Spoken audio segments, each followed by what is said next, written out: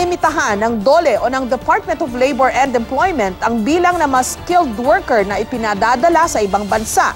Ang problema raw kasi nagkukulang na ang mga skilled workers sa Pilipinas dahil sa dami ng mga nag-a-abroad. Live mula sa Quezon City, may report si JP Soriano. JP? Kaya Jessica, pinag-aaralan na raw ng DOLE kung magpapatupad ba sila ng isang policy statement na ipag-uutos na sa kanyang attached agency na POEA na bawasan o kaya bagalan ng pag-deploy ng mga Pilipinong skilled workers sa Middle East. Paglalagari, pagyupi ng mga bakal, at pag-aayos ng kable ng kuryente, ilan lang yan sa pinag-aaralan sa TESDA training para maging skilled worker. Ayon sa DOLE, in demand ang mga trabaho o skills na may kinalaman sa pagiging karpintero, electrician, welder, mason at heavy equipment driver. Si Jeremy, dinidibdib ang pag-aaral para maging electrician. Prepare po ako ng mabuti na mag-work po muna dito sa Pilipinas bago po ako makapag-work sa abroad. Marami na rin kasi yung mga local companies na talaga naghahanap din talaga ng mga electrician dito sa atin. Nakipag-partner na rin daw ang ilang local company sa TESDA para ang empleyo ang graduates. Dito pa lang sa TESDA Training Center na ito sa Quezon City, umaabot na sa mahigit 400 individual ang sumasailalim sa skills training kada taon. Pero karamihan sa kanila ang paghahanap agad ng trabaho sa abroad ang nais pagkatapos graduate dahil di hamak daw na mas malaki ang sahod doon kumpara sa Pilipinas. Pero may umaalma, nauubos na raw ang skilled workers sa bansa dahil marami rin ang sa abroad agad naghahanap ng trabaho. Is apparently the shortage of manpower. We always need crane operators, welders, masons, carpenters. Kaya ayon sa DOLE, para hindi na raw lumala ang problema. We are studying the possibility of decreasing the number of deployment para hindi naman ma-affected yung ating local demand. Gagawa raw ang DOLE ng policy statement na mag-uutos sa kanilang attached agency na POEA na bawasan ang deployment ng skilled workers sa Middle East. Hiniling na rin daw ng DOLE sa TESDA na bilisan o madaliin ang libreng training ng mga skilled workers. Pero duda ang samahan ng mga accredited recruitment agency sa Pilipinas na PASE kung magtatagumpay ang plano ni Secretary Bello. Doble o triple raw kasi ang sahod ng isang average skilled worker sa abroad.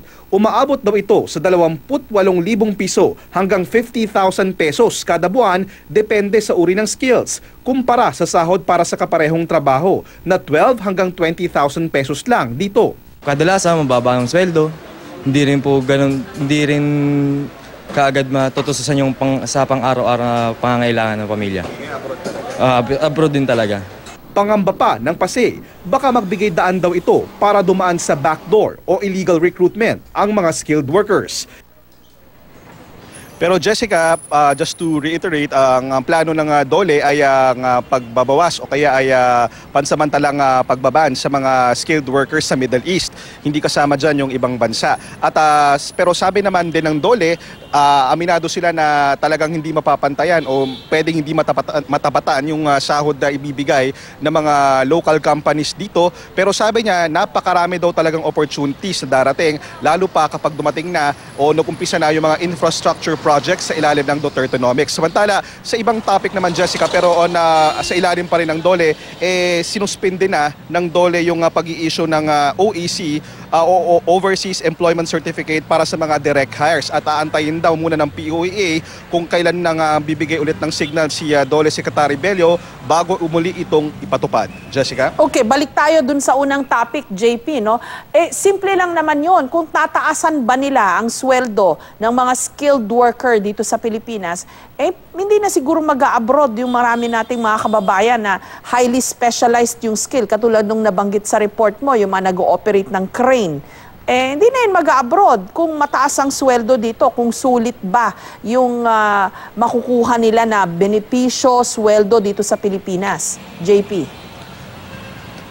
Alam mo Jessica, yung 28 to 50,000 na nabanggit natin para dun sa mga skilled workers, sabi ng mga recruitment agencies, starting pay pa lang daw yan. Kapag ikaw, mas lalo daw in demand yung mga tinatawag na taga-operate ng mga heavy equipment operator sa Middle East, sa ibang bansa, mas malaki pa, pwede daw umabot hanggang 70,000 kapag matagal-tagal ka na sa trabaho.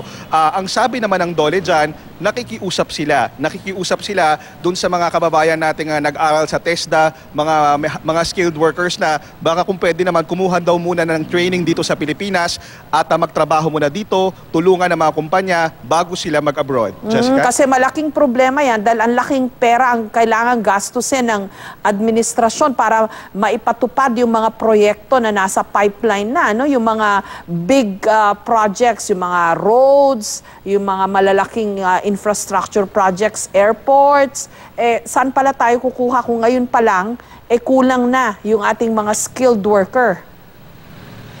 Jessica, matatanda ang sinabi rin ng DOLE noon na isa sa mga imumungkahi nila gawin yung mga jeepney drivers na maapektuhan ng kanilang mga phase out at i-train bilang mga heavy equipment operator. Pero nakakuha rin niya ng mga pag-alma dun sa mga transport group kasi wala naman daw silang planong i-give up yung kanilang mga prangkisa sa mga jeep. Pero ang sinasabi naman ngayon ng ilang mga negosyanteng nakausap natin, yung mga particularly yung mga may negosyo sa paggawa ng mga buildings, sinasabi nila sila raw kanya-kanyang diskarte na lang. Pumupunta sila sa TESDA, nakikipag-negotiate sila sa TESDA, nakikipag-partner sila at binabantayan nila yung mga bagong graduate ng mga training doon ng mga technical skills at direct hiring na agad.